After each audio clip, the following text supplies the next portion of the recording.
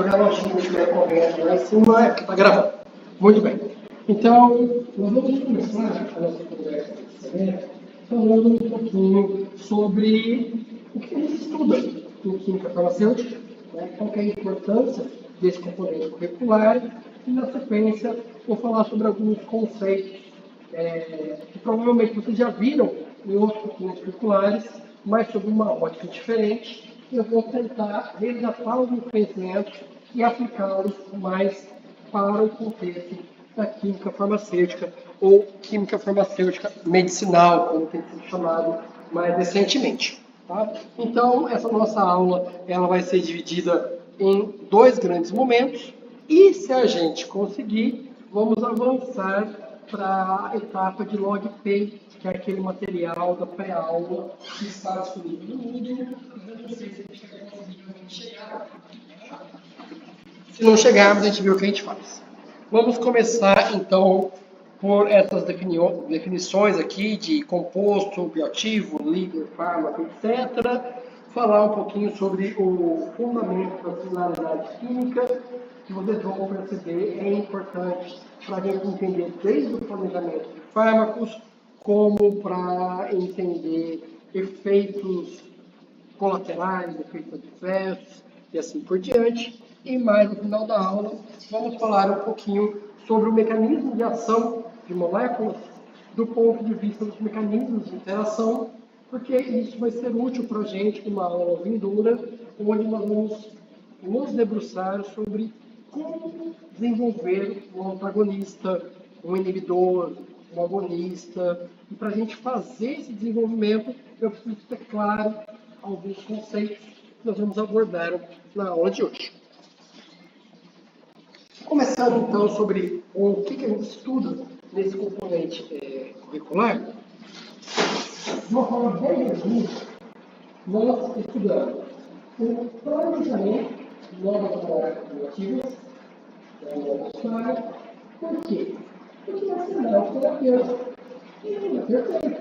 Tem diversas doenças que não têm tratamento adequado ainda nos dias de hoje. E novas doenças surgem, às vezes, de forma inesperada, como foi o caso da pandemia do Covid, que exigiu todo um esforço aí para desenvolvimento não só de vacinas, mas também de medicamentos, alguns dos quais foram lançados no mercado. Tá?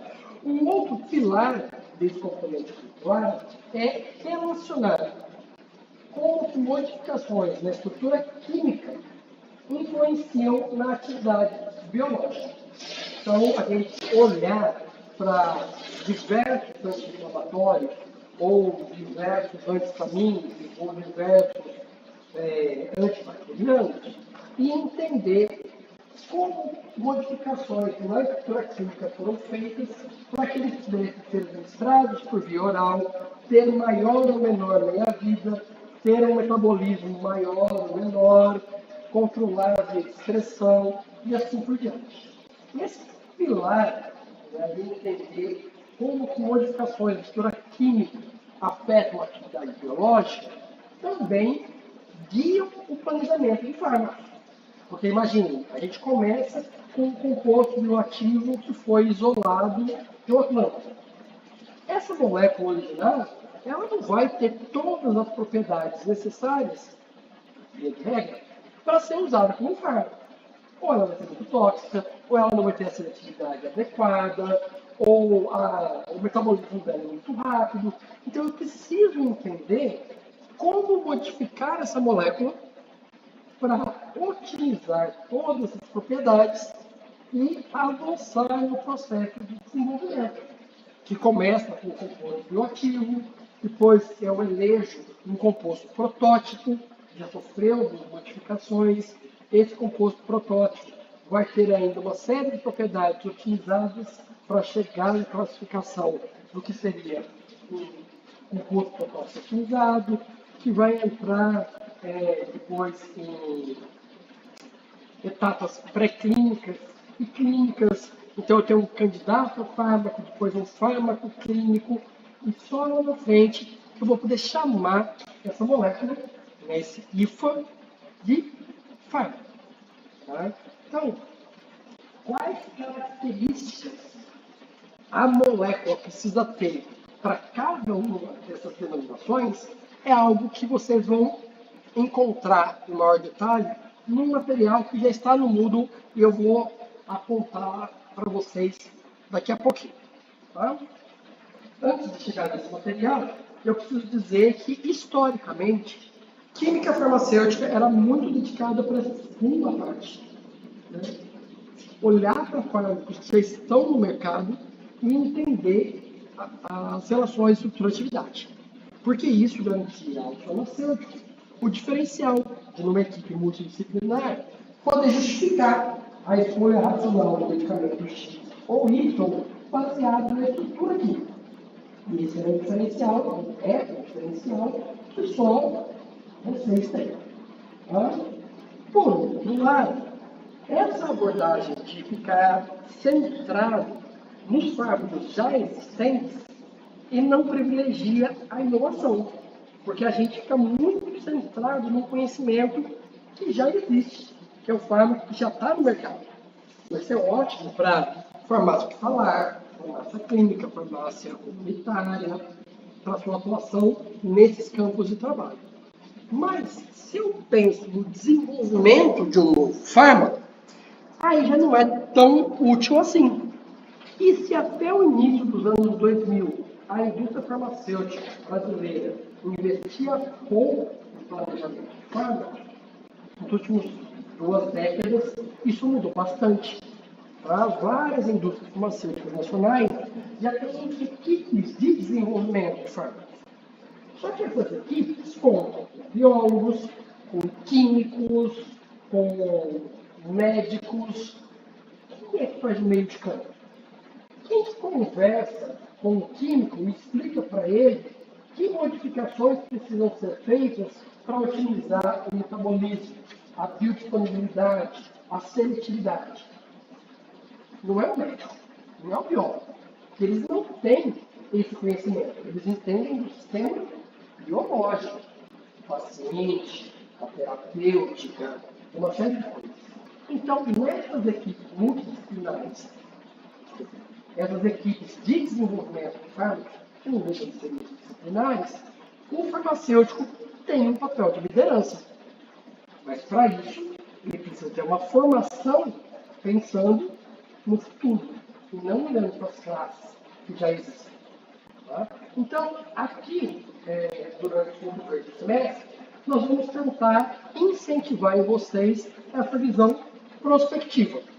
Em vez de ficar a cada semana vendo 2 classes de fármacos para, por exemplo, repetitivos, vocês, entre aspas, decorarem a regra, nós vamos tentar ensinar para vocês ferramentas ou princípios de métodos que vocês podem aplicar, tanto para classes já existentes, como para o planejamento de novos fármacos. Tá? E ao longo do semestre, se vocês olharem o cronograma, vocês vão ver que tem algumas classes terapêuticas que são abordadas, não porque elas são mais ou menos importantes, mas sim porque elas exemplificam esses conceitos que nós vamos tratar ao longo do semestre. E aqui, só para ilustrar, tem ali um anúncio que a Eurofarma publicou no 2º semestre do ano passado, falando do investimento em planejamento de fármacos e divulgando, então, vagas para farmacêuticos. Tá? Vamos passar adiante. Se vocês precisarem em algum momento me interromper, quiser fazer algum comentário, por favor, sinta-se à vontade. Tá bom? Então, eu citei para vocês um pouquinho antes que entre o composto bioativo, primeiro que foi identificado como fármaco, nós temos um longo caminho de transformação dessa molécula, de otimização de propriedades e assim por diante. Esse caminho, ele está muito bem explicado nesse artigo aqui, ó, que fala sobre termos usados em química medicinal e como que a gente chama a molécula ao longo desse processo. É importante usar o jargão correto, porque uma molécula que é chamada de candidata a fármaco, ela tem uma série de propriedades que um composto bioativo não tem, e vice-versa. Então, quando a gente vai fazer um relatório, um laudo, uma prova, eu preciso usar o correto. Tá? E é assim que a gente demonstra que a gente tem o conhecimento necessário, seja para atuar como um líder de equipe ou como farmacêutico num debate numa equipe multidisciplinar para justificar o uso racional de medicamento a ouvir. Muito bem. Como eu estou tentando mostrar para vocês, a estrutura química vai ter um papel central nas nossas discussões.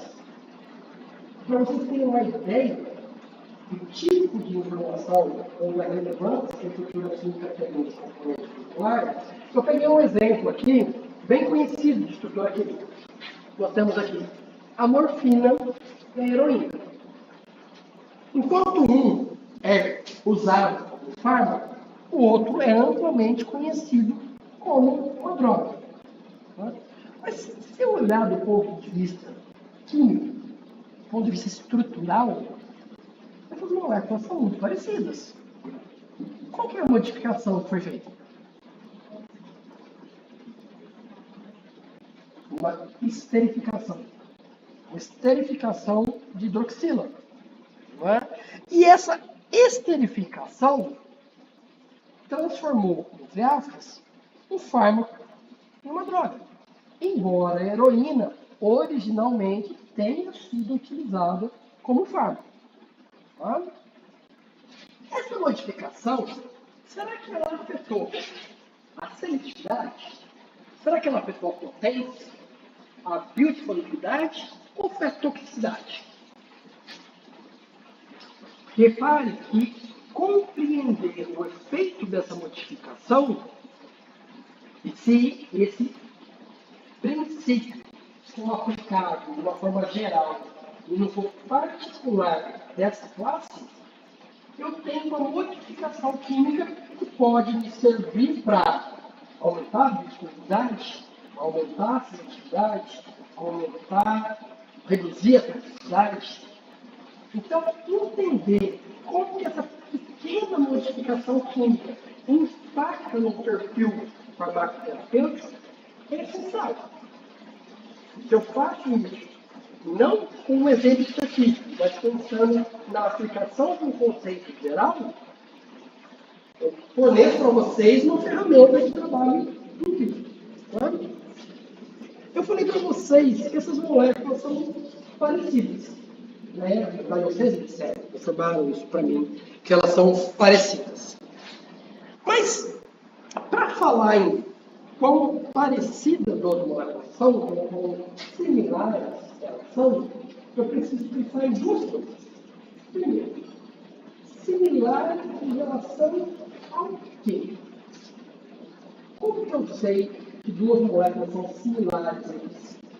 O que é similar para mim é similar para o sistema biológico? O sistema biológico enxerga uma estrutura bidimensional? Ele sabe que tem carbono e oxigênio? Não. Então, eu preciso usar algum tipo de descritor químico que faça sentido biológico. Uma outra coisa importante é, uma vez definido, identificado quem são esses descritores químicos, eu preciso quantificar isso. Eu preciso ter um número. Essas moléculas são 30% similares, 20% similares, 98% similares, e existem formas diferentes de calcular o quão parecida duas moléculas são. Tá? Então, para a gente entender um pouquinho da dificuldade envolvida aqui, eu vou dar um exemplo usando não moléculas, mas sim objetos, para a gente entender a dificuldade envolvida nesse processo. Mas vejam que a similaridade química vai ser um conceito muito útil na evolução de um composto bioativo até um fármaco. Por quê? Duas moléculas quimicamente similares devem ter atividade biológica semelhante. Concorda comigo?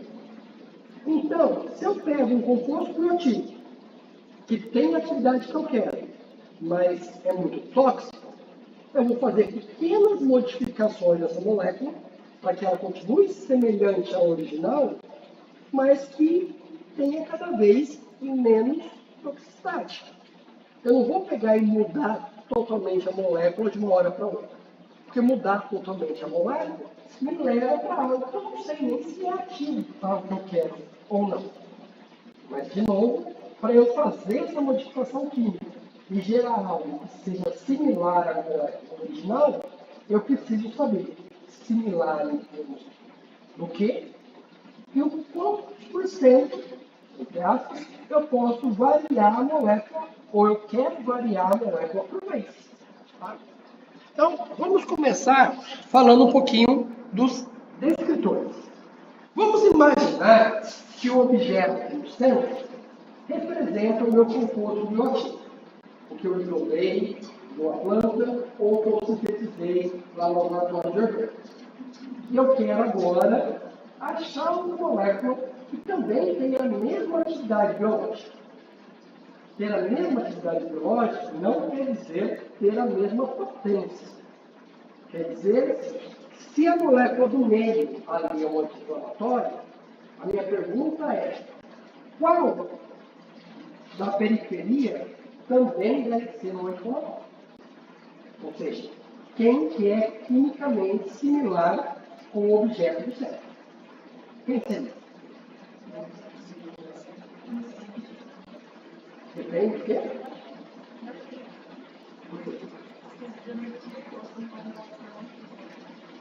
Depende do descritor. Entende? O que é o descritor aqui? O descritor pode ser o formato. Se o descritor importante para a atividade biológica for o formato, quem que é o composto bioativo da periferia? A bola de beisebol.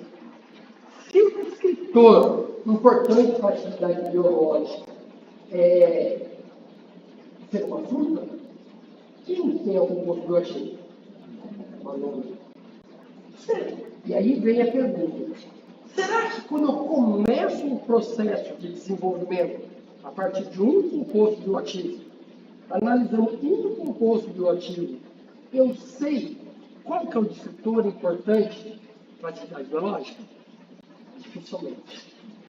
Né? Quando eu tenho uma série de moléculas, eu posso compará-las entre si, usando vários descritores, e falar: olha, todas elas têm em comum esse descritor. Então, isso deve ser importante para a atividade biológica. Mas a escolha do descritor é algo não trivial. Tá? Uma vez definido qual é o descritor, eu preciso dar um jeito de quantificar o quão parecidas as moléculas são. Existem várias formas de calcular isso. Uma das formas mais comuns, mais usadas, é usando o tal coeficiente de Tanimoto. Tá?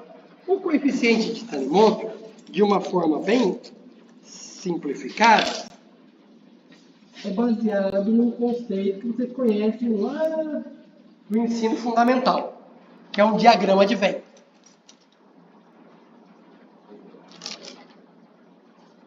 Imaginem que eu tenho uma molécula A e B, vocês precisam imaginar, porque não dá para enxergar. Estou escrevendo aqui. Se essas moléculas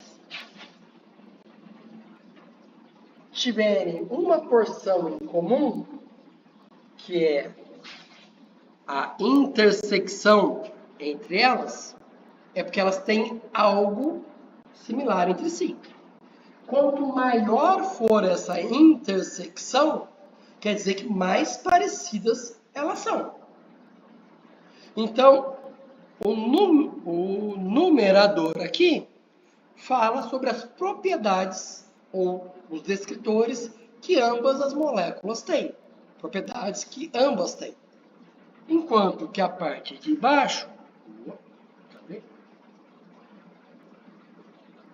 é o que apenas a molécula A ou apenas a molécula B tem. Uma outra forma de eu representar isso é chamar que o que é comum, eu vou chamar de C. Imagine que aqui está um C, tá? O que é específico da molécula A, eu vou chamar de Azinho. O que é específico da molécula B e só ela tem, eu vou chamar de Bzinho. E isso me leva à segunda fórmula da amida. Eu estou dividindo o que é comum pelo o que é exclusivo de A, mais o que é exclusivo de B, menos o que é comum. E isso vai me dar, então, o coeficiente de Tanimoto, que é um número que varia de 0 a 1. 0 é quando as moléculas não têm nada em comum. 1 é para duas moléculas que são exatamente iguais. Tá bom? Muito bem. Então, usando o coeficiente de Tanimoto, fizeram várias análises de moléculas das indústrias farmacêuticas e perceberam que, via de regra, moléculas que têm um Tanimoto, TC, maior do que 0,8, na verdade o paper original fala em 0,75, mas para ser conservador, a gente vai falar em 0,8. Maior do que 0,8 tem a mesma atividade biológica. Então, se a molécula A é um antitumoral e B tem um Tanimoto maior do que 0,8 com A, B vai ter atividade antitumoral. A potência pode não ser igual. A seletividade pode ser diferente. Várias coisas podem ser diferentes.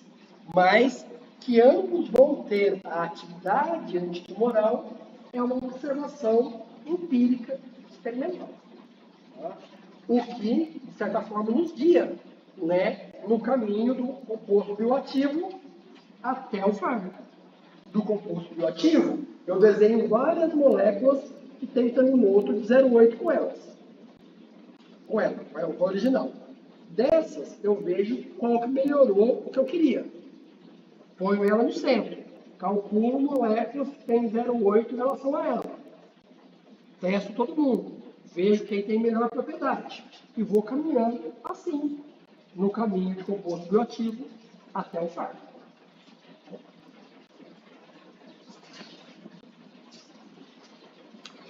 Esse princípio da similaridade química diz, então, que moléculas parecidas quimicamente vão ter a mesma atividade biológica e potência levemente diferente. Entretanto, a variação de potência não pode ser muito grande. Porque, primeiro, o que mede potência? Que número mede potência? Como é que a gente mede a potência? Que grandeza me diz que um fármaco é mais ou menos potente?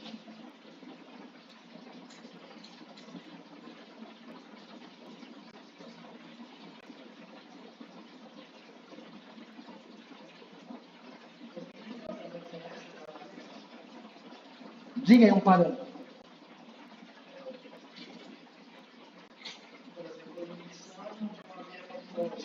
Muito bem. Vamos usar inibição de uma via.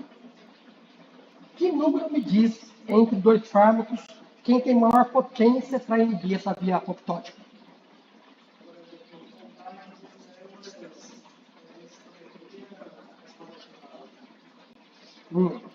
Então, se eu tenho um composto que o número aí que você disse é de 1000 e o outro é de 100, qual que é o mais potente?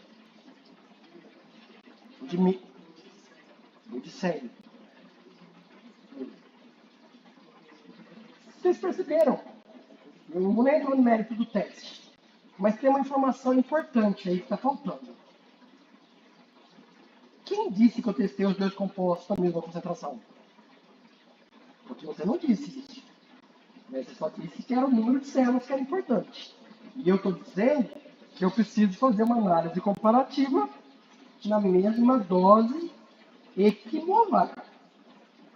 Não é miligramas por quilo. Tem que ser equimolar. E vocês sabem do porquê lá da química orgânica. Né? Então, se eu tenho, e para descobrir quem é mais potente, eu não vou testar uma concentração só. Eu vou testar várias. Vou ter uma curva dose-resposta. E nessa curva dose-resposta, tem um número que vai me dar uma ideia de potência. Que é, por exemplo, o IC50. A concentração necessária para reduzir 50% a viabilidade celular. Tá? Todo mundo conhece o conceito do IC50? Ou entendeu eu falando? Sim? Então tá, vamos ver. Supondo que esses números aqui em cima representem valores de IC50. Eu tenho ali na parte superior um de 100 e um de 1. Qual dos dois é mais potente? 100 ou 1?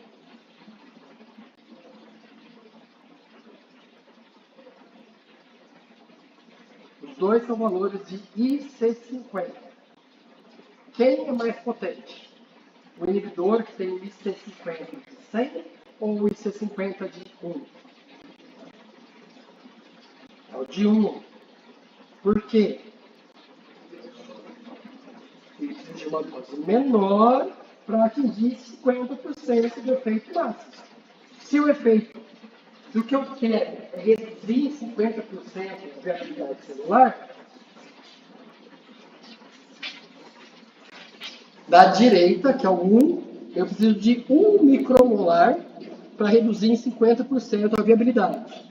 E da esquerda, eu preciso colocar 100 micromolar para reduzir em 50% a viabilidade.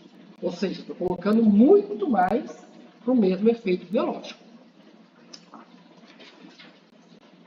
Uma variação de 100 vezes na potência, vocês acham que é algo que é compatível com esse princípio da similaridade, onde pequenas modificações estruturais levam a pequenas modificações na atividade biológica? Faz sentido para vocês? Faz? E se a diferença de atividade for de 1000? Não, né? Percebam que essas variações bruscas de atividade, elas fogem um pouco do que a gente esperava no princípio da similaridade. Mas aí tem duas coisas que eu posso tentar justificar para vocês. Primeiro, aqui foi calculado o coeficiente de similaridade. Está lá, ó, similaridade bidimensional das moléculas. Quem disse que para a atividade biológica o que é importante é uma descrição bidimensional do molécula? Vocês acham que escritores bidimensionais são os mais relevantes para a atividade biológica? A interação é bidimensional? Como é que é essa interação? Ela é tridimensional. Então, se eu usar o descritor errado, eu vou calcular uma similaridade que não tem sentido biológico. Então, uma das explicações para essas falhas no princípio da similaridade pode ser simplesmente você não está usando o descritor correto. Se você não usa o descritor correto, o número de similaridade calculado não vai ter sentido biológico. Tá? Muito bem. Vocês disseram, então, que aparentemente um descritor tridimensional é melhor que o bidimensional. Okay. Distância geométrica entre dois grupos é um descritor 3D? Sim, né? Então, vamos imaginar que eu tenho duas hidroxilas. Nessa conformação, eu tenho uma distância. Nessa outra conformação, outra distância. Nessa conformação, outra distância. Qual conformação eu devo usar para fazer o cálculo de similaridade? Qual? Sugestões. todas, uma média, tem alguma que é mais importante que a outra.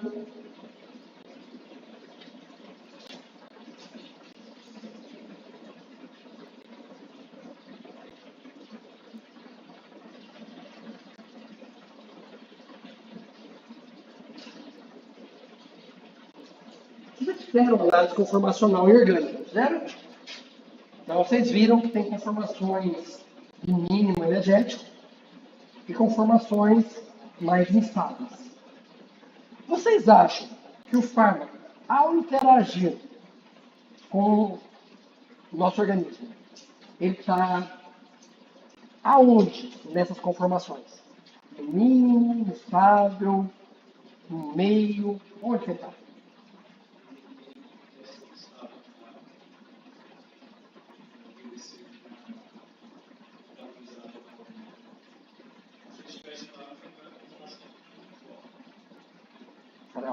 Forma é a mesma coisa que conformação, na sua frase?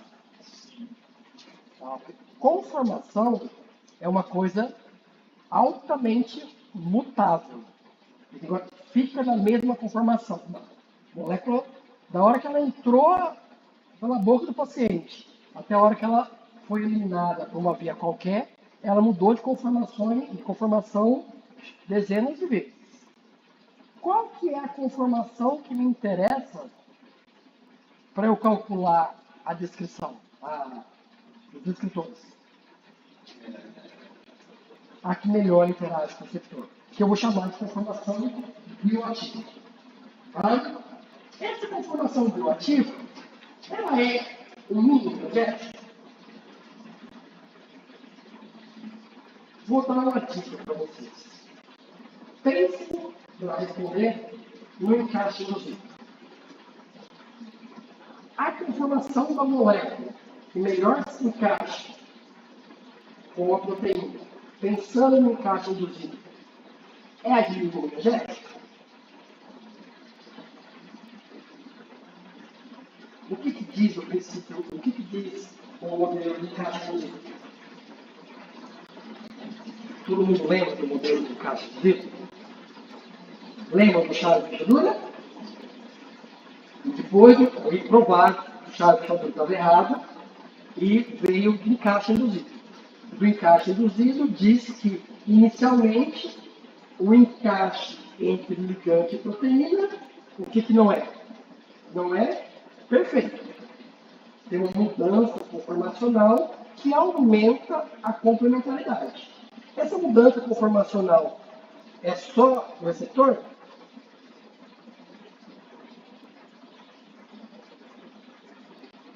Vocês estão um pouco apáticos. A mudança é só do receptor? Como é que no auditório assim, ó? Mais forte! É só do receptor? Não! Isso quer dizer que o ligante também muda. Se ele muda para melhor interagir, ele sai de uma conformação que é o mínimo fora do receptor e tem uma mudança que então já não é mais o mínimo energético. Não é de maior estabilidade. Muito bem. Se não é o de mínimo energético, se fosse mínimo energético, eu ia falar para vocês. É simples. É só fazer uma análise conformacional, acha qual é a conformação e vamos usar essa. Mas vocês acabaram de dizer que não é essa conformação. Porque ela muda. Se ela muda, como que eu sei qual conformação usar?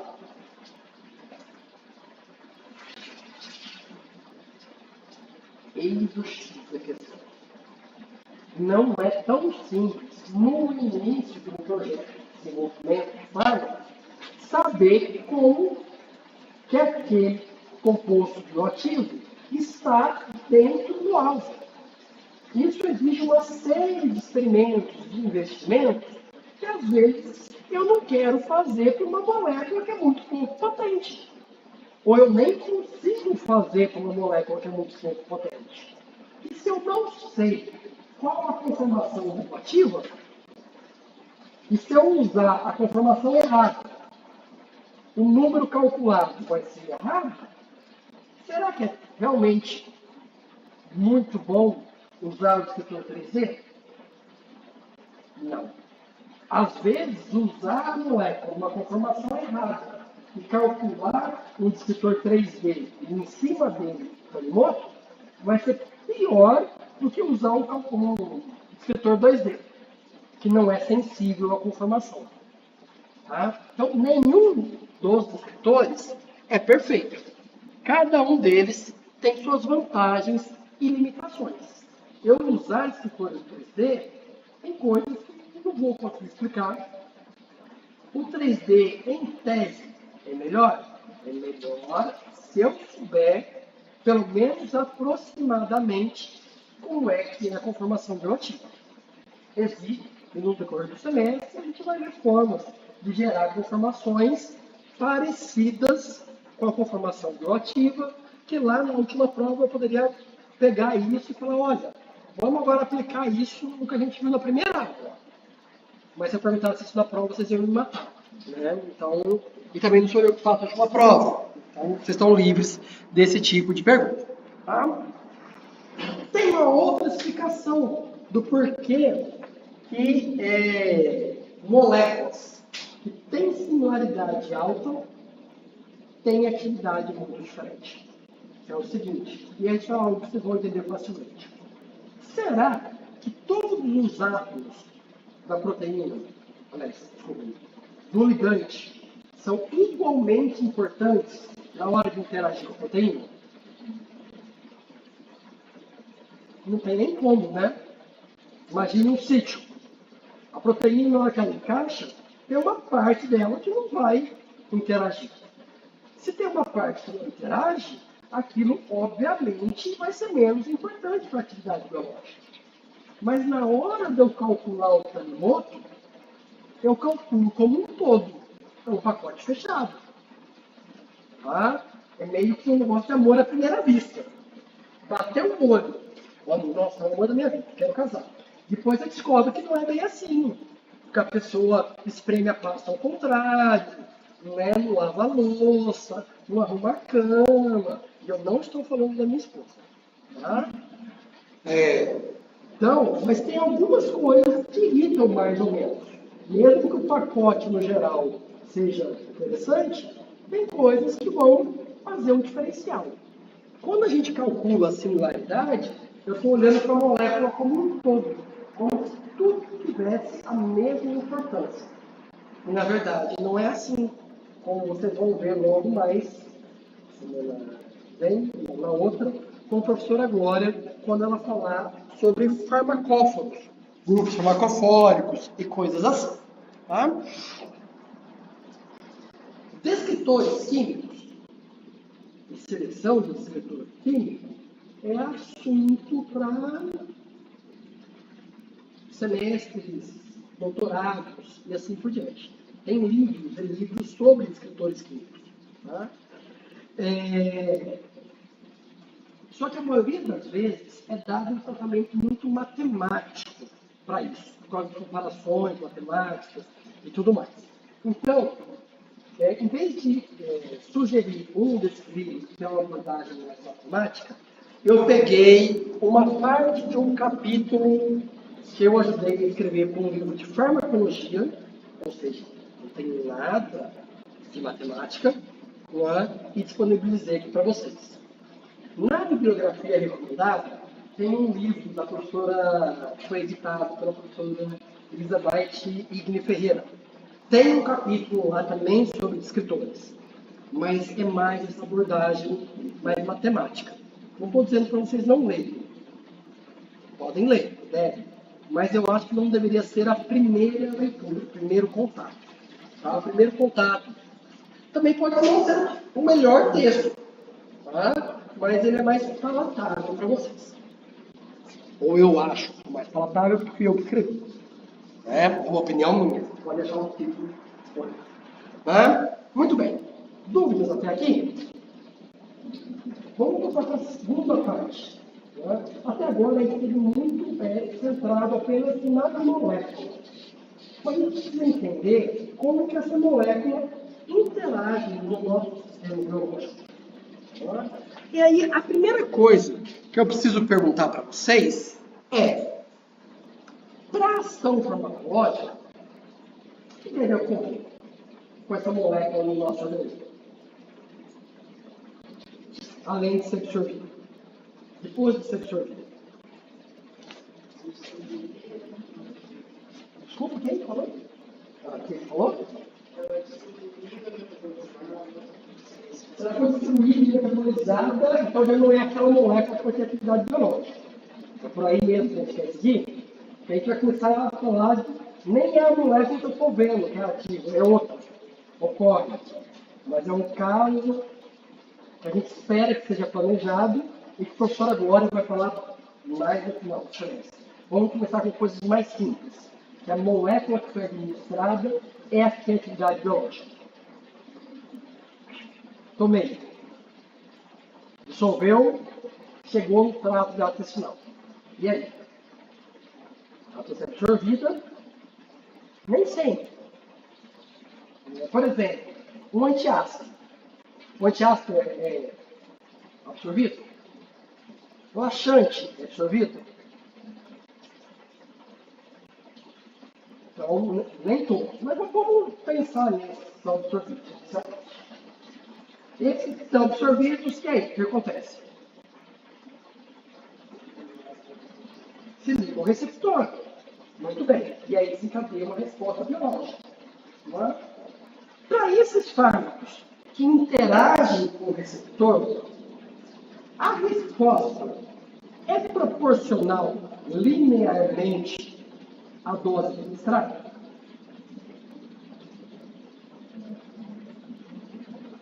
Depende.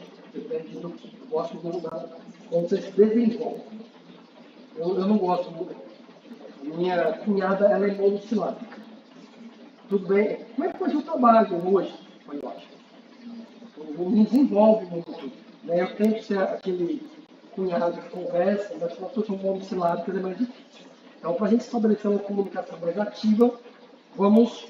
Foi tudo bem?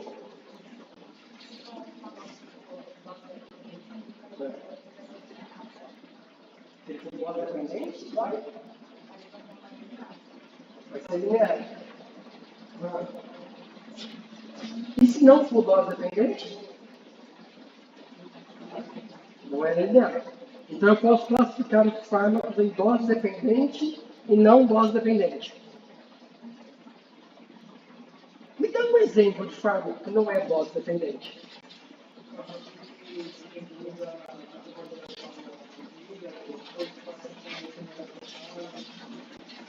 Ué, de novo, o fármaco passa por primeira passagem. A resposta não é do metabólico, pode até ser. Mas pensando que o metabólico é inativo, para não complicar o raciocínio, é da concentração que fica que eu estou dando a resposta. Se eu dobrar o quanto eu administrei para o paciente, vai ter o dobro que não é metabolizado. Eu não vou ver o dobro de resposta? Não é dose dependente?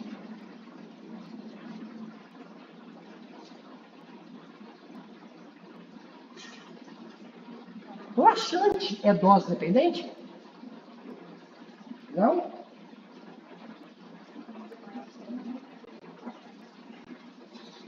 É só para entender o que vocês estão entendendo como dose dependente. De fato, se eu tomo 1 ou 3, o efeito é bem diferente. O 3 provavelmente é 3 vezes mais acentuado. O laxante age por meio de receptor?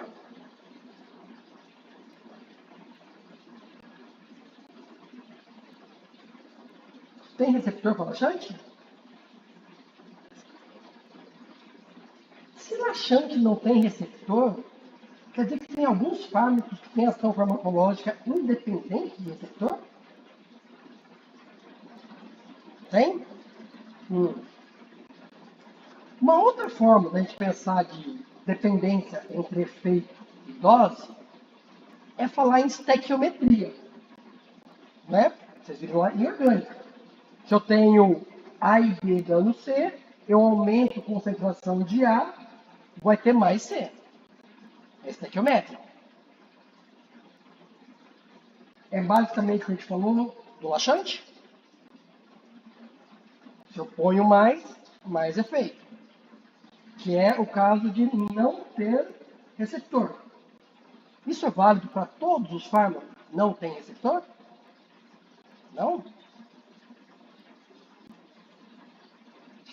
Porque se não tem receptor, o que explica a atividade farmacológica?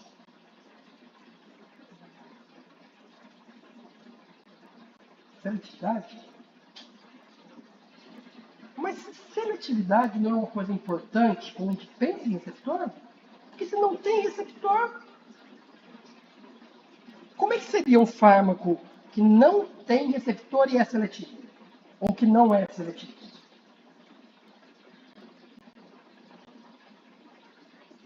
Percebam que quando a gente não tem o receptor envolvido na resposta biológica, essa resposta tem que ser uma consequência única e exclusiva das propriedades físico-químicas da molécula. Vou dar um outro exemplo. Em vez de laxante, vamos pensar em antiácido. Né? Se você está com uma azia enorme, depois da calorada, bebeu demais, né? E você vai lá e reparte em 4 um comprimidinho, você está com 3 amigos, né? Ou amigas, ou uma turma, pega um comprimidinho e divide em 4. Cada um pega um quarto e toma. Aquilo resolve? Por quê? Porque ali, se você é proporcional à concentração. Você vai precisar tomar, às vezes, 2, 3, para ter o efeito que você quer. É a propriedade físico-química. O laxante é a mesma coisa. É uma irritação da mucosa que aumenta o movimento peristáltico e tem o efeito laxante. Não tem receptor. Quando eu tenho o receptor, não é apenas a propriedade físico-química que explica, mas sim, ela é importante. Mas, primordialmente, é a ativação ou a inibição do receptor que controla a sinalização celular, que é o responsável pela atividade biológica, não é? Porque se não fosse a interação, não teria o efeito. Né? Então, de uma forma simplificada, eu poderia dizer que tem fármacos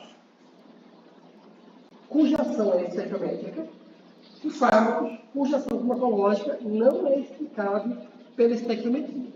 Tá? Classificar um fármaco em uma classe ou outra é extremamente importante para a indústria farmacêutica no desenvolvimento. E como a gente começou a discutir aqui, fármacos que dependem do receptor, eu preciso me preocupar com a seletividade, para que essa molécula não se ligue em qualquer receptor. Eu quero que ela tenha uma maior afinidade pelo receptor que me interessa. Quando não tem receptor, não tem como ter seletividade. Eu vou controlar as propriedades físico-químicas da molécula, mas nada muito além disso. Tá? Essa preocupação não é nova, ela existia desde o início do século passado. Tá? E a primeira vez que alguém se preocupou em fazer essa classificação, nem se sabia o que era receptor. O conceito de receptor de proteína não existia ainda. Então, naquela época, usaram um termo de específico e inespecífico. Específico, para se referir a fármacos cuja ação é explicada pela interação com algo macromolecular ou com alguma coisa no organismo, e o inespecífico, fármacos cuja ação era explicada apenas pela propriedade físico-química da molécula. Lá do começo do século passado para hoje, muita coisa mudou. Inclusive, o uso do termo específico não é mais o mesmo que se usava no começo do século passado. Tá? Então, em vez de específico e inespecífico, eu vou dizer estruturalmente inespecífico e estruturalmente específico. Por quê? Para que vocês não façam confusão de especificidade com seletividade. Tá? Isso daqui não tem nada a ver com seletividade. Mas eu preciso, de alguma forma, determinar se o fármaco está numa classe ou em outra. Tá? Vamos pegar aquele exemplo do laxante. Né? O laxante, se eu dou uma dose X, eu vejo o efeito Y. Se eu dou uma dose 3x, eu vejo o efeito 3y. Se eu dou 10x e o paciente não morrer, eu vou ver o efeito 10y. Se eu pegar esse exemplo de baixo, que é o inibidor de ECA, tá? Se eu der uma dose X, resposta Y. Se eu der uma dose 3x, é 3y. Se eu der 10x, é 10y. Supondo que é seguro. Tá? Que o paciente não vai morrer de tomar uma dose excessiva. Eu quero saber se o efeito farmacológico vai ser sempre aumentado com o aumento da dose. Por que não? Então, eu não tenho uma relação de linearidade quando o receptor está envolvido. Tá? E isso é importante para eu classificar se os fármacos estão numa classe ou em outra. Fármaco, composto bioativo, seja o que for. Tá? O que vocês acham que é mais interessante eu desenvolver? Um fármaco estruturalmente específico, ou seja, cuja ação farmacológica é mediada por um receptor, ou é mais interessante eu desenvolver um fármaco estruturalmente inespecífico? Específico? E por que você acha isso?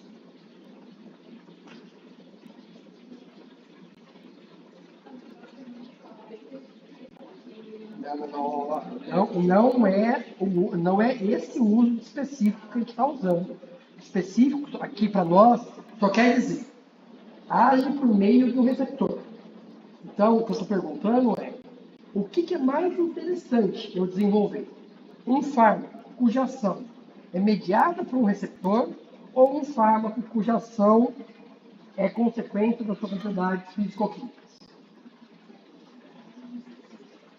Ou seja, por meio do receptor. Por quê?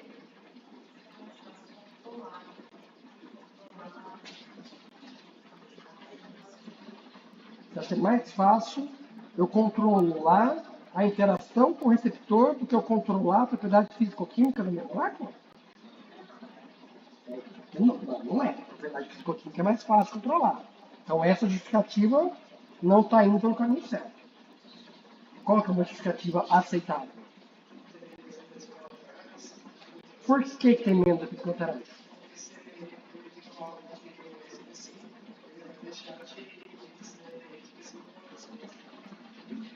De novo, você está usando específico como seletivo, que é um erro, é um erro comum devido a essa nomenclatura.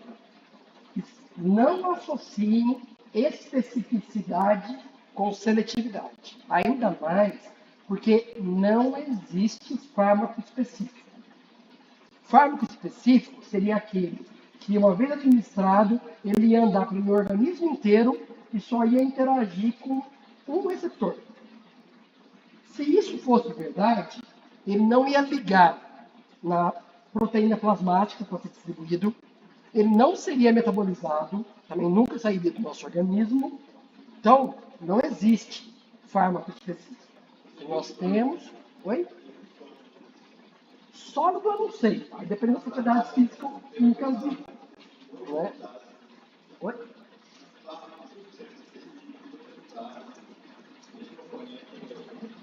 Não. Fármaco específico é o que interage com um e apenas um receptor, que não existe. Não tem como isso ocorrer. Do ponto de vista prático, isso não existe. O que nós temos são fármacos com maior ou menor seletividade. Então a gente vai combinar uma coisa e eu vou deixar gravado. Se vocês pensarem em escrever específico na prova, escrevam seletivo.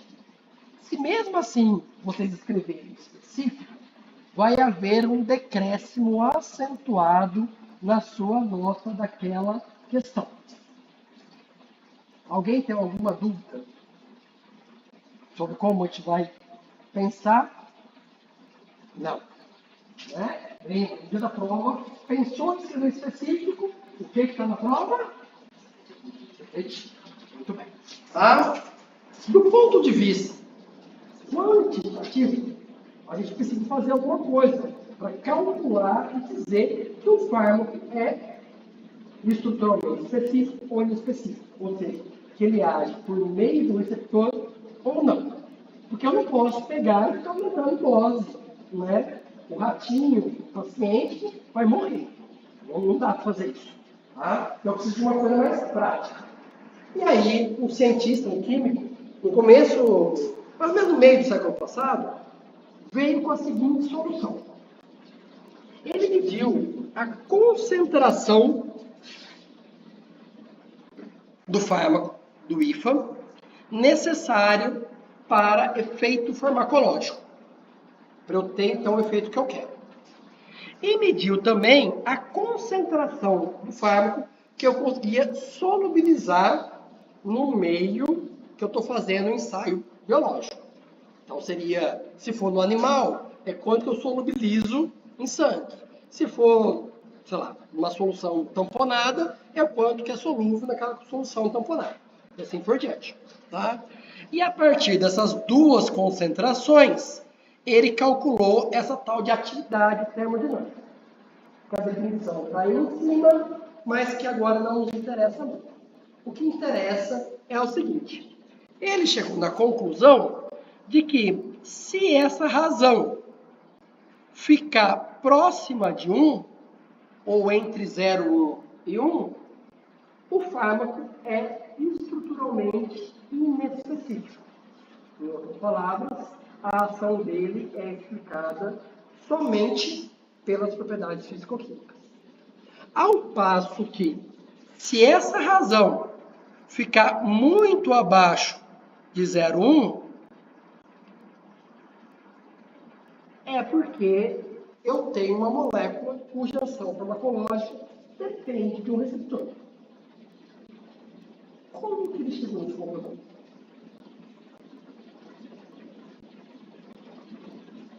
Essa conclusão é válida?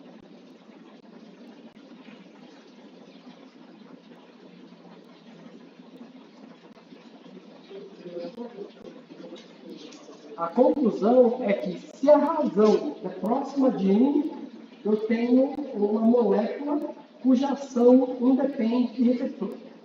E se essa razão for um número muito pequeno, tipicamente menor do que 0,1, eu tenho uma molécula cuja ação depende de um receptor.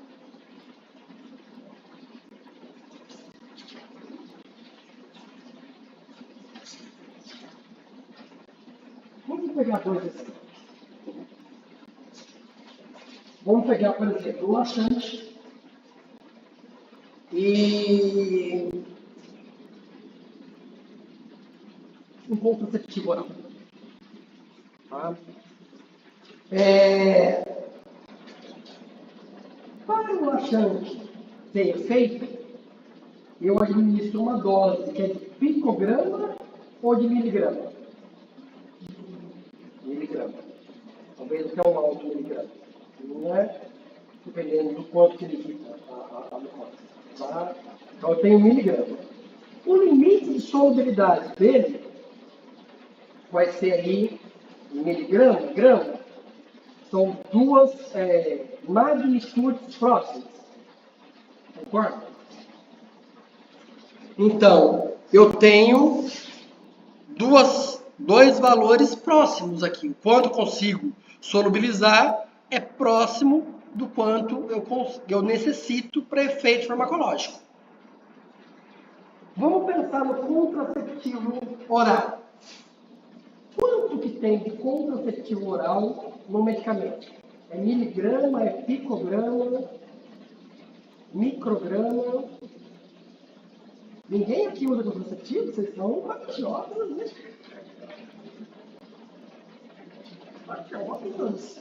Ninguém olhou lá quanto que é a dose. Ninguém nunca viu que quanto menor a dose, menor os efeitos colaterais, tromboembolismo, nada disso. É bem baixinha a dose. Bem baixinha. Não é? Que é muito menor do que o limite de solubilidade do fármaco. Então, eu tenho um número pequeno dividido por um número grande. Isso vai me dar uma razão muito pequena. O que Ferguson percebeu foi que, quando eu preciso de concentrações para o efeito farmacológico próximas do limite de solubilidade, ou seja, eu preciso de muita massa para ver o efeito, é porque o efeito é estequiométrico. Quanto maior a massa, maior o efeito. Quando a dose necessária para efeito farmacológico é muito pequenininha em relação ao quanto solubiliza ali, não é um efeito estequiométrico. Tem alguma coisa a mais que é necessária para explicar aquele efeito farmacológico, que a gente hoje sabe que é o receptor.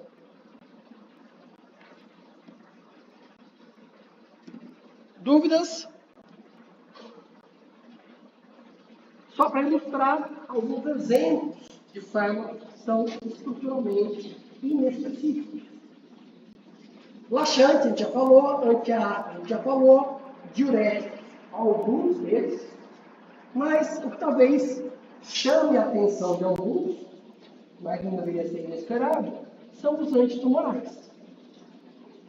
Não todos os antitumorais, uma classe específica de antitumorais, que são os agentes alquilantes. O agente alquilante, ele tem a sua ação farmacológica por formar uma ligação covalente com o DNA. O que determina a formação de uma ligação covalente? Pelo que vocês sabem da orgânica. Forças moleculares? Como? É isso que determina a formação de uma ligação covalente? Sigma? Covalente, covalente.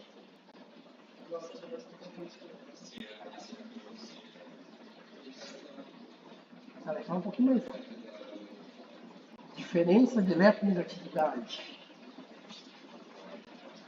Polaridade. Para A reagir com B, o que eu preciso? Reagir, formar uma ligação covalente. Eu preciso ter um nucleófilo e um eletrófilo. Eu preciso ter reatividade. Né? Também tem a questão da orientação, teoria, se vai ser SN1, SN2. Tudo isso vai cair na prova, viu?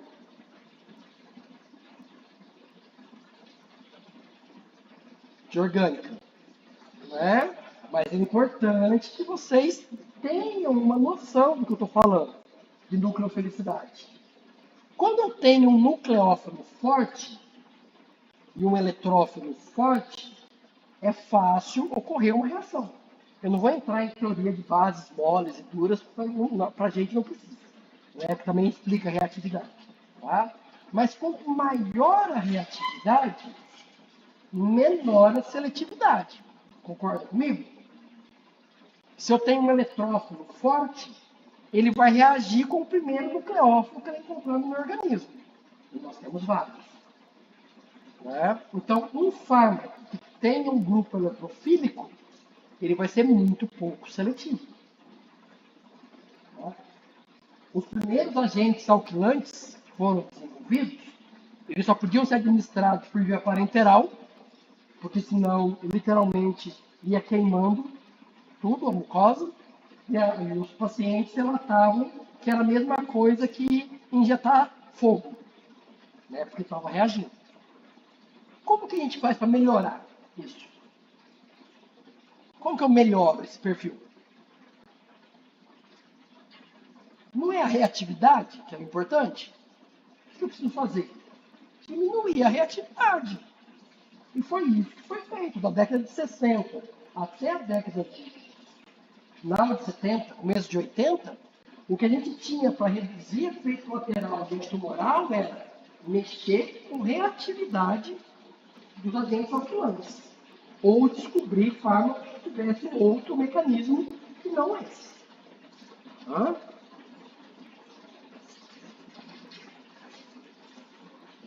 Fármacos inespecíficos têm relação à estruturatividade?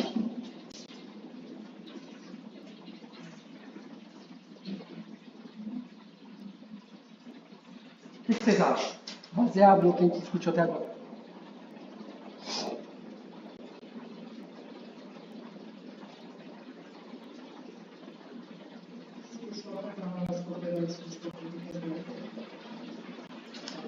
O que determina as propriedades físico-químicas de uma molécula?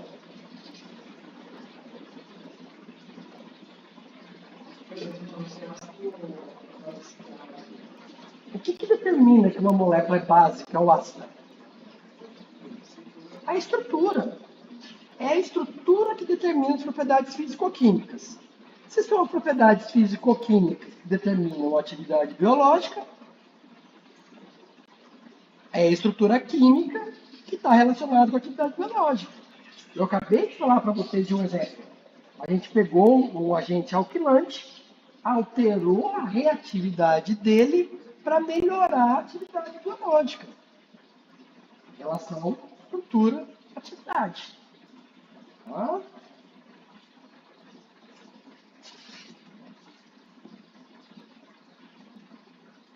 Mas é óbvio que os fármacos que agem por meio de receptores, eles têm uma série de vantagens. Uma delas é o valor agregado. Não é um fármaco que é ativo na concentração de picograma, ele tem um valor agregado muito maior do que outro que se torna miligramas. Não estou dizendo que um é mais lucrativo que o outro, mas o valor agregado é maior. Se a gente parar para pensar, o lucro associado com ácido acetil salicílico no mundo deve ser maior que qualquer antitumoral. Mas, tem um valor agregado, e não que o ácido salicílico também não age por meio de um receptor. Mas, enfim, vocês entenderam onde eu quero chegar com o meu exemplo. O importante é, nós vamos nos debruçar sobre fármacos cuja ação depende de um receptor, e aí, ou para ser mais correto, eu deveria dizer, dependem de uma macromolécula.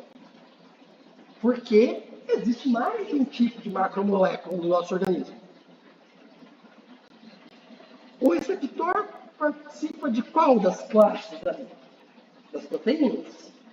Mas a gente só tem fármaco que age em proteína? Eu acabei de dizer dos antialquilantes que é DNA. Né? Mas vocês devem saber que as proteínas são o principal alvo terapêutico de fármacos. O que talvez vocês não tenham parado para pensar a fundo é por quê? Por que as proteínas são o principal alvo? Me deem pelo menos 3 razões.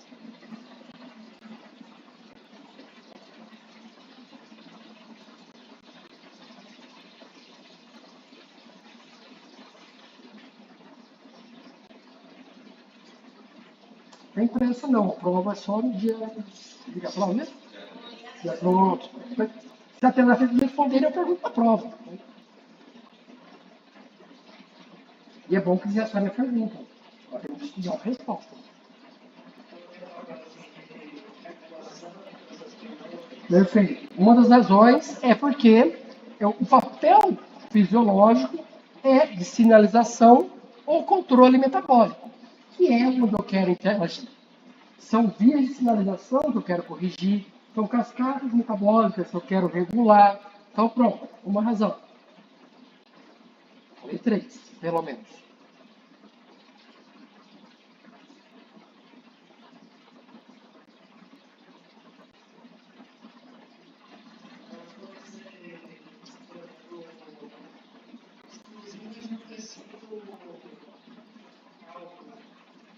Expressão diferencial? Ok, válido também. Isso vai mexer com o quê? Isso vai afetar o quê?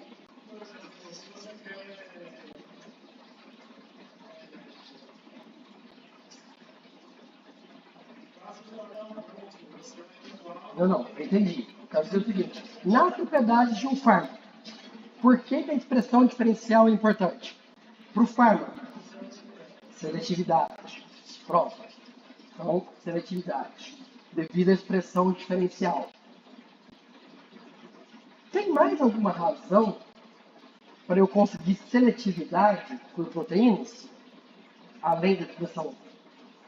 Porque a maioria das proteínas não tem essa expressão diferencial ou exclusiva. Como é que eu consigo seletividade?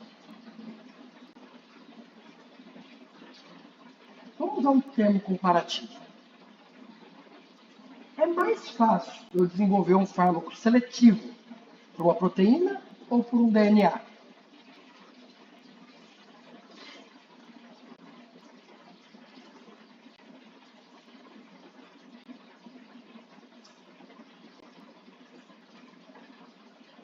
Ninguém nunca parou para pensar.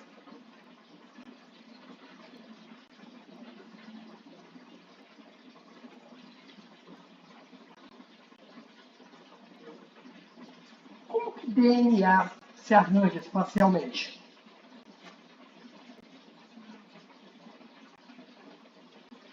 Deixa eu voltar atrás. O meu fármaco, minha molécula bioativa, ela precisa se encaixar no alvo. O alvo, aliás, o seu sítio. O sítio, vocês imaginam como um alvo côncavo ou convexo? Côncavo. Então, no alvo macromolecular, vai ter uma reentrância, uma emulsão, uma cavidade. Vamos agora para a estrutura do DNA. Como que é a estrutura tridimensional do DNA? Segundo Watson e Crick, é uma dupla hélice. O superenovelamento é quando ela vai para forma de cromatina, para armazenamento de informação, isso é um arranjo supramolecular. O arranjo do DNA é de dupla hélice. E nessa dupla hélice eu tenho cavidades? Eu até tenho uma cavidade maior ou menor. Em inglês eu acho que chama major groove e minor groove. Mas a composição, primeiro que essa cavidade é superexposta ao solvente, e segundo, que a composição dessa cavidade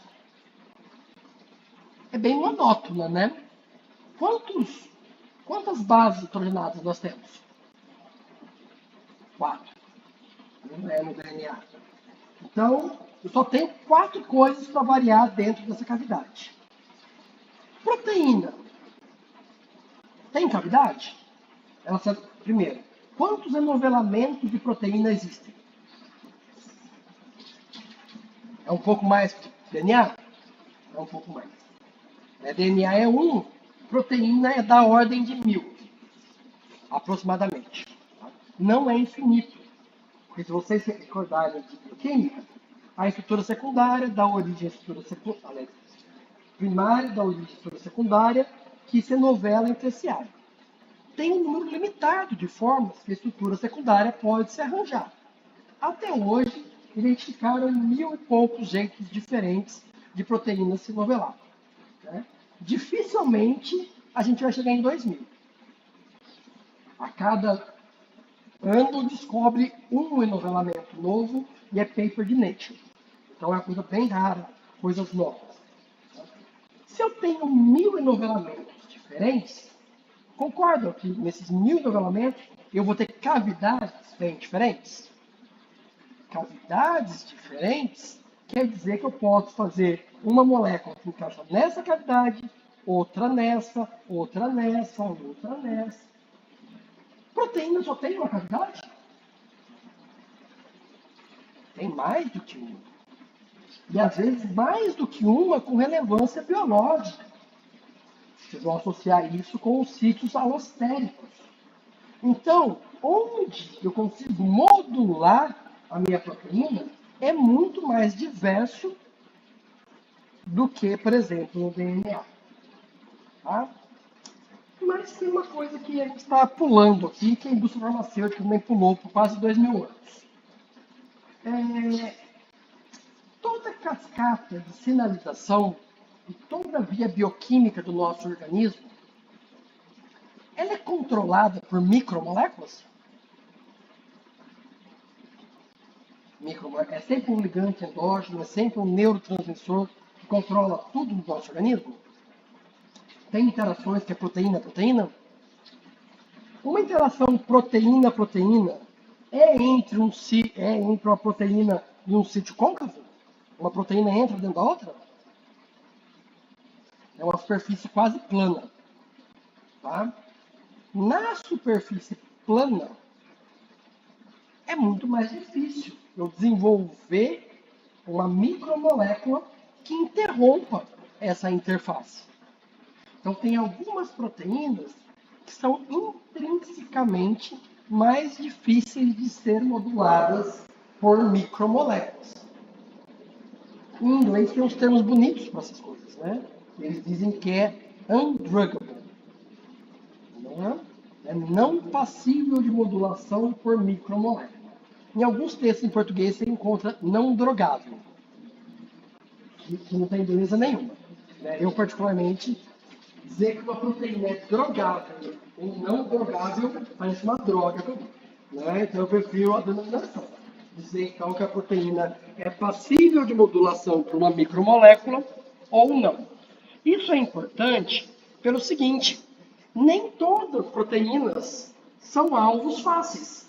E durante décadas, a indústria farmacêutica despejou milhões de dólares em alvos que são undruggable. Ou pelo menos até agora. Reparem que eu tomei o cuidado de dizer que é mais difícil. Não é impossível. Só que a gente só começou a aprender a como fazer isso lá para 2009, 2010. Então a gente está na infância ainda de desenvolvimento de fármacos que interrompem interação proteína-proteína. Sim. Deixa eu ver. A gente falou das proteínas, dos alvos. Eu preciso lembrar vocês que dependendo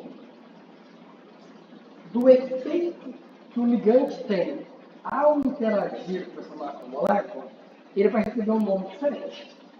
Por exemplo, um ligante que interage com o receptor e provoca a mesma resposta que o ligante endógeno é um agonista.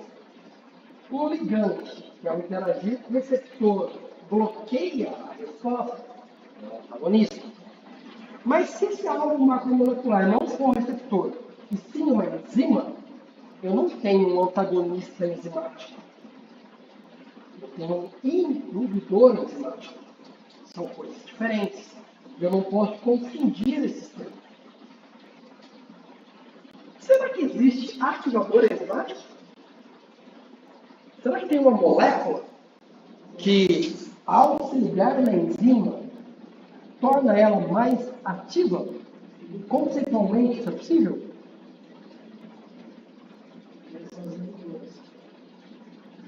O indutor enzimático geralmente é outro mecanismo. O indutor enzimático geralmente ele aumenta a expressão. Ele ativa uma via de transcrição, eu aumento a expressão daquela proteína.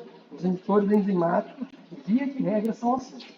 Não é isso que eu estou falando, não. Estou falando de uma molécula que, ao se ligar na enzima, aumenta a atividade catalítica dela.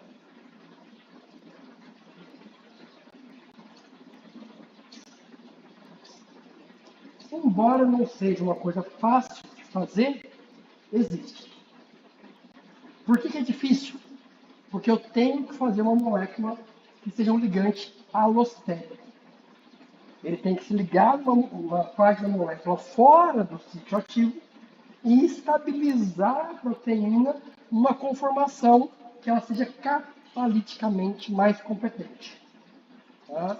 Não é algo simples, mas conceitualmente é possível. A gente discutiu um pouquinho da similaridade química do ponto de vista dos ligantes.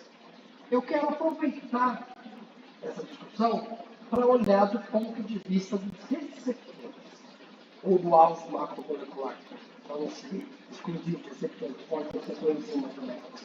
Será que similaridade química entre alvos macromoleculares trazem algum tipo de informação pertinente para a gente?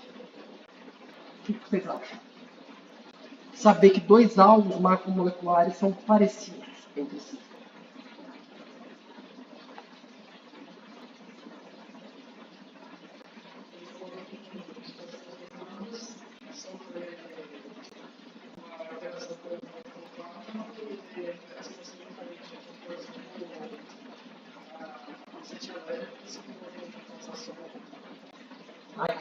Os antialérgicos, em particular, é um outro mecanismo. É que os antialérgicos que causam sono é porque eles entram no sistema nervoso central e interagem com outro tipo de receptor que não tem nada a ver com histamina. Não é o caso aqui. Aqui, ó,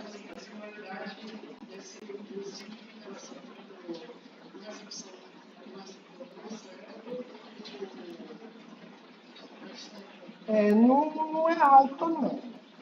Não é o caso. Eles não são tão parecidos, não. É, vamos imaginar, por exemplo, todo mundo já ouviu falar do Glivec? Não. Então, deixa eu dar um exemplo. Como seria isso daqui? Vou usar esse exemplo aqui e depois a gente extrapola para outro. Tá? A gente acabou de discutir que as proteínas têm um número finito de novelamentos. Esses enovelamentos, eles são clássicos de famílias. Tem uma família que tem uma atividade catalítica que se novela classicamente do jeito X, Y, assim por diante. Né? Evolutivamente, proteínas DNA em comum, então elas têm uma árvore genealógica. Tá? Então, por exemplo, existem as proteases, que são enzimas que clivam sequências peptídicas. E dentro das proteases, uma subclasse é das aspartil-proteases. Isso quer dizer o quê? Que esse mecanismo catalítico tem o ácido aspartico envolvido. Ácido aspartico, vocês lembram o que é? Não. É um aminoácido que na cadeia lateral tem uma carboxila. É um ácido. Tá? E ele catalisa a hidrólise da ligação peptídica, que é uma amida. Então, uma amida sendo atacada por um ácido orgânica básica. Bom?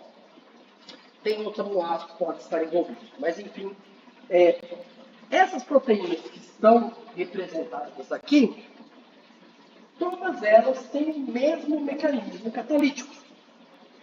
Olhando para as estruturas tridimensionais, vocês diriam que elas são parecidas ou diferentes entre si?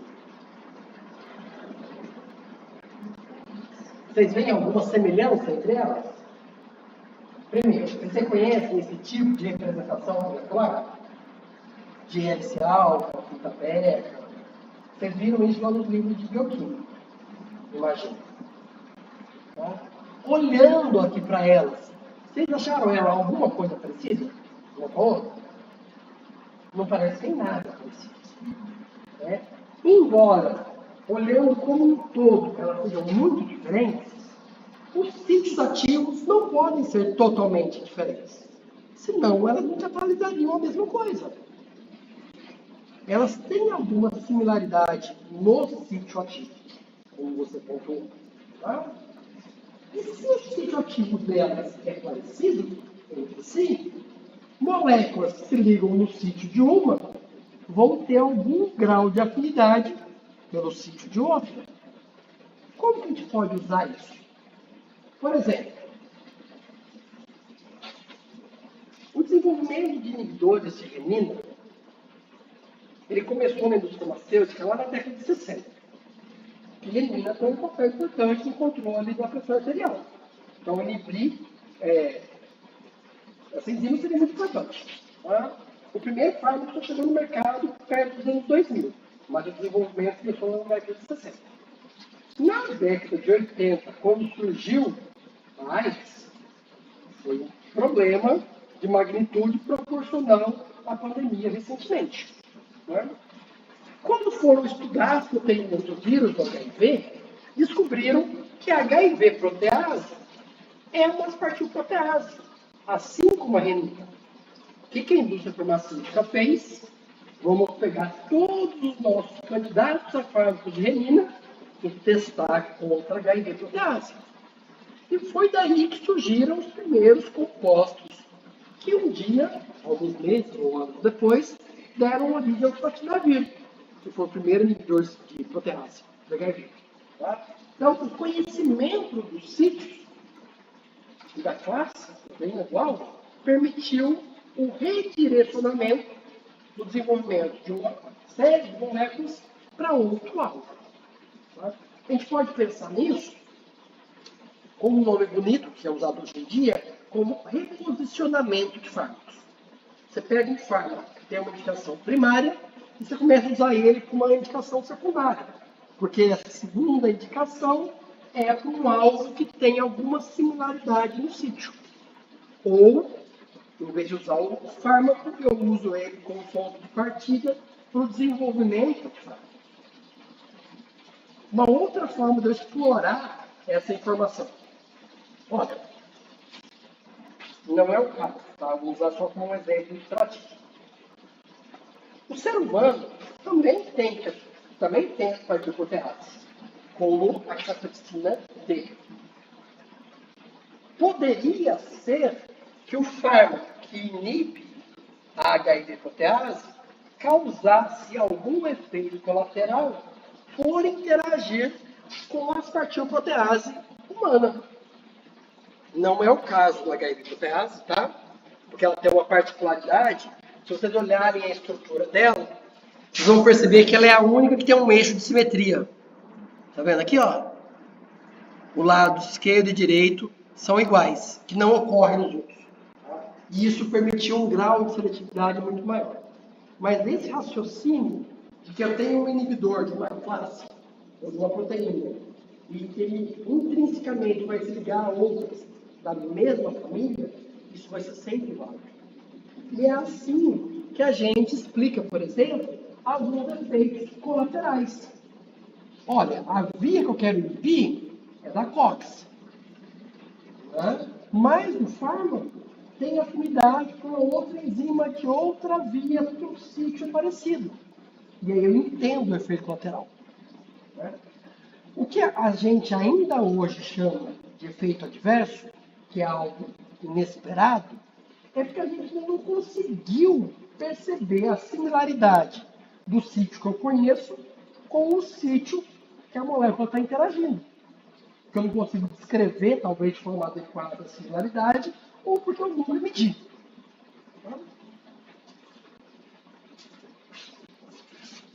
Só para a gente concluir, e aqui são várias formas de eu medir similaridade. Eu posso medir similaridade do ponto de vista evolutivo. Proteínas da mesma família são mais parecidas do que de famílias diferentes. Eu posso comparar a sequência primária dessas proteínas. Quanto maior o grau de identidade sequencial dos aminoácidos, mais parecidas são as proteínas. Tem diversas formas diferentes. Eu vou ilustrar aqui. E aqui alguns exemplos, olhando agora do ponto de vista de fármacos, que agem ou que têm afinidade por proteínas da mesma família. Por exemplo, as moléculas 13 e 14, elas foram desenvolvidas como inibidores de renina. E esse número aqui, o KD, ele mede a afinidade que essas moléculas têm por esse alvo macromolecular. Vocês sabem o que é KD? Já ouviram falar de KD? Não? Para quem nunca ouviu falar, o KD é uma constante de dissociação. Se vocês entenderem como funciona o IC50, é o mesmo raciocínio aqui. No IC50, quanto menor o número, mais potente. Aqui, quanto menor o número, maior a afinidade. Portanto, se eu comparar 13 e 14 em relação à afinidade por renina, qual deles tem maior afinidade por renina? 13 ou 14? 14. Qual deles tem maior afinidade por catepsina D? Nenhum, é igual. Né? Então, para a catepsina D, eles interagem, entre aspas, com a mesma, não sei se é da mesma maneira, mas é com a mesma afinidade. Tá? Se eu estou aqui falando da afinidade de moléculas diferentes. Porque pela catepsina D é o mesmo? Porque é o mesmo número, 550. Não é? Ou eu estou olhando para a cabeça? Não, a catepsina D, 13, 14, 550. A afinidade é a mesma. Eu não posso garantir para vocês que interage da mesma forma, mas eu posso garantir que a afinidade é a mesma. Tá? Até aqui, a gente está discutindo a afinidade de duas moléculas por um receptor. E quando eu quero fazer o contrário? Eu quero dizer a afinidade de uma molécula por dois receptores. Aí eu estou falando em índice de seletividade. Concorda? A molécula, por exemplo, 13 é mais seletivo por renina ou por catepsina D? Ele é mais seletivo para renina ou para catepsina? Deixa eu reformular. Por quem que ele tem maior afinidade? Renina ou catepsina? Por renina. Então, se eu tenho um 2 para me ligar, por quem que eu vou me ligar preferencialmente? Eu vou selecionar renina em detrimento de catepsina D. Eu sou mais seletivo para um do que para outro. Tá?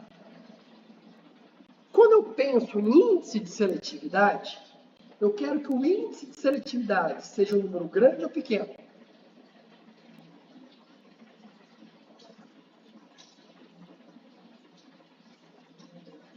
Um fármaco seguro é o que tem um índice de seletividade alto ou baixo? Alto. Para calcular o índice de seletividade, eu vou ter que usar esses dois números. Para dar um número alto, eu vou dividir quem por quem, para dizer que o índice de seletividade para a renina é alto. Então, quem eu quero calcular a seletividade está embaixo. Olhando para essas três moléculas agora, ou seja, entre 1 ao 25, quem que é a mais seletiva por catepsina D?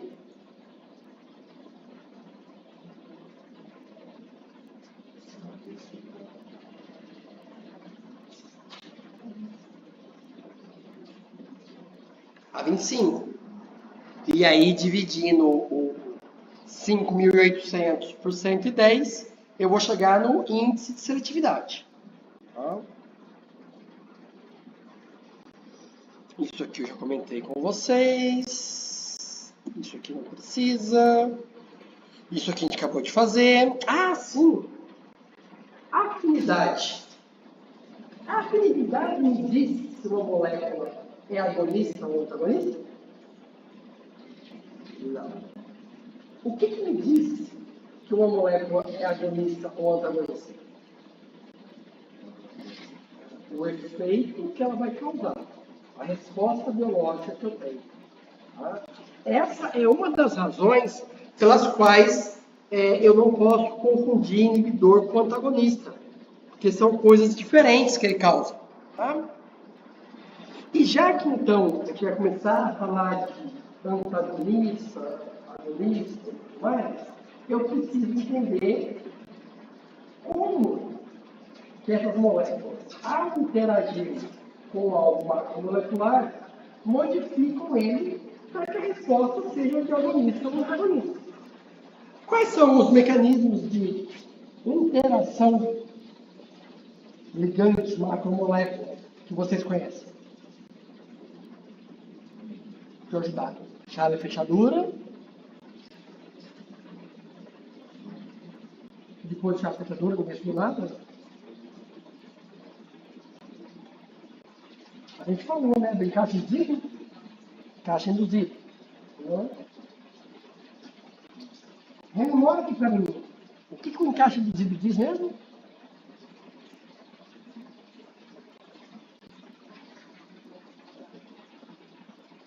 quando vocês usam sua voz interior e falam só para vocês, é tão difícil o professor entender o que vocês estão querendo dizer.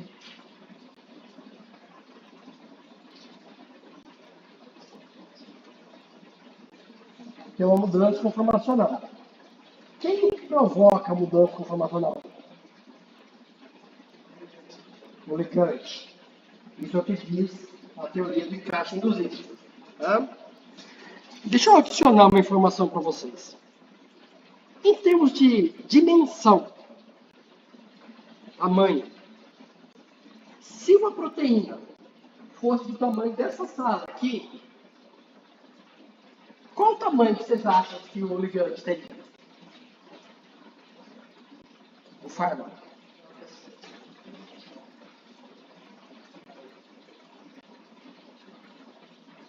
Faz sentido para vocês eu posicionar essa proteína em algum lugar da proteína e ela causar um rearranjo estrutural que vai levar a uma resposta biológica? Tem algum lugar que eu coloque isso aqui que incomode tanto assim que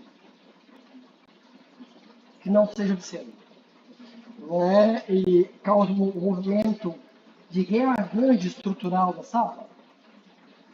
Do ponto de vista termodinâmico, isso.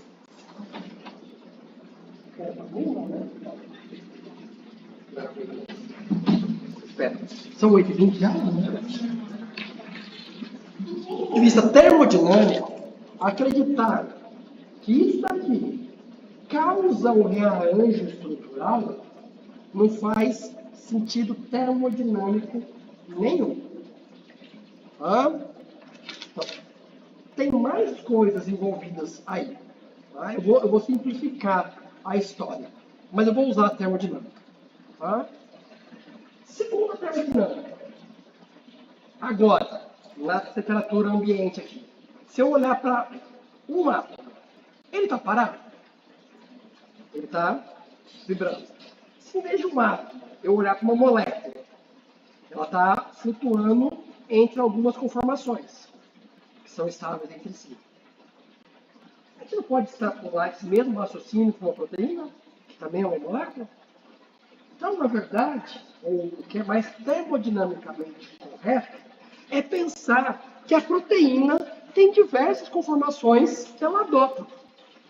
Tá? Várias delas não dão resposta biológica nenhuma.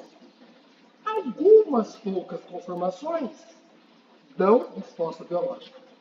O que o ligante, o agonista, ou sei lá o que faz, é ter uma afinidade pela conformação ativa.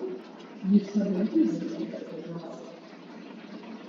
e isso ajuda a desfocar o equilíbrio funcional. E daí que tem então, não é ele um agente provedor.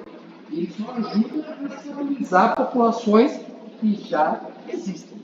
Então, a seleção conformacional é melhor aceita, do ponto de vista termodinâmico, do que o encaixe induzido. Mas se eu disser para vocês que todo mundo aceita isso como verdade geral, é mentira. Tem alguns casos que já foi demonstrado experimentalmente que realmente é o ligante que inicia o processo. Então, mas via de regra, do ponto de vista termodinâmico, o equilíbrio é mais fácil para a gente entender e explicar. Eu vou aproveitar que eu entrei nessa seara, eu vou adiantar aqui alguns slides, depois eu volto.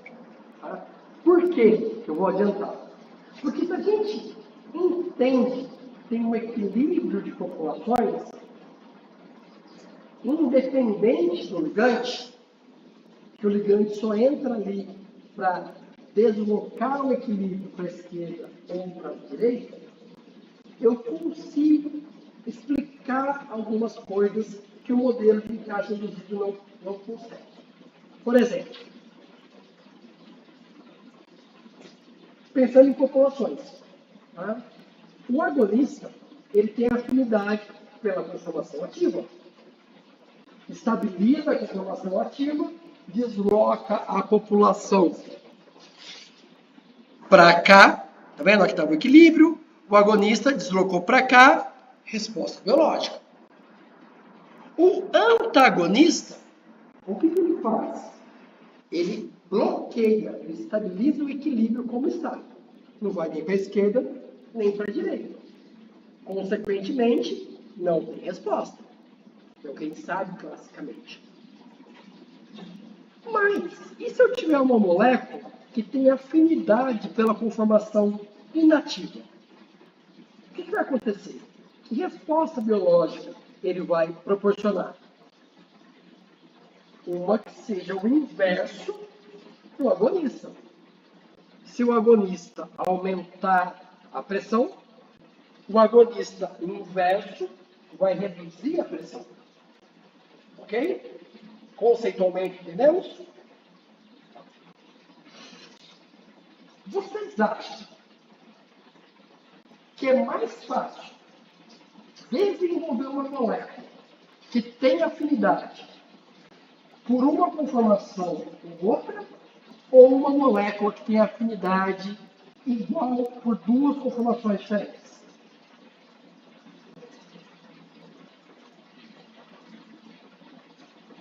Se está muito abstrato para vocês, vou dar um exemplo mais amoroso. Afinidade é o que a gente tem pelos nossos parceiros. No meu caso, o nosso ministro, né? Mas foi uma questão de afinidade, que teve um match. Né? Então, imaginem vocês com os seus respectivos, ou respectivas, né? Vocês, diz para você, eu te amo. Né? É um caso de afinidade alta. Mas eu amo essa outra pessoa exatamente igual. E, portanto, eu quero que a gente forme um trisal. Primeira pergunta. Isso é possível? Uma pessoa amar dois exatamente igual? Eu vou dizer que é raro. Não vamos ser tão taxativos assim com o amor das pessoas. É raro. Mas não deve ser regra. Não é? Você amar duas pessoas exatamente igual. Assim como deve ser exceção eu ter um ligante que tem afinidade exatamente igual por duas conformações diferentes, de forma a estabilizar um equilíbrio. Isso não pode ser. Isso tem que ser exceção. Tá? Então, o que a gente percebe do ponto de vista termodinâmico, químico, queiram como vocês quiserem descrever aí, é que antagonismo é um fenômeno extremamente raro. O que nós temos, em realidade, são agonistas inversos, na maioria das vezes. Tudo que vocês viram na farmacodinâmica, 90% é agonista inverso. Por que continua chamando de antagonista, então? Porque utilizando a teoria do encaixe induzido, que é mais simplificada, eu consigo explicar os efeitos gerais daquelas classes sem ter que entrar num modelo mais complexo de interação. Na pós-graduação, que é mais específico, aí a gente vê coisas, inclusive, quem vai fazer pós-graduação em farmacologia, né? Vê teorias mais complexas. Mas na graduação não é necessário. Tá? Uma coisa importante, só para finalizar, não, eu já passei do meu tempo, tá? Né? Que horas são? 2 minutos? Não, eu falo na próxima aula. Vamos parar aqui e a gente resgata daqui na próxima aula. Mas, assim, ó, vou dar uma proposta para vocês nesses 2 minutos. Estava previsto para hoje, no cronograma, a gente discutir log-P, porque vocês fizeram uma leitura do material pré-aula, etc. E aqui a gente ia discutir.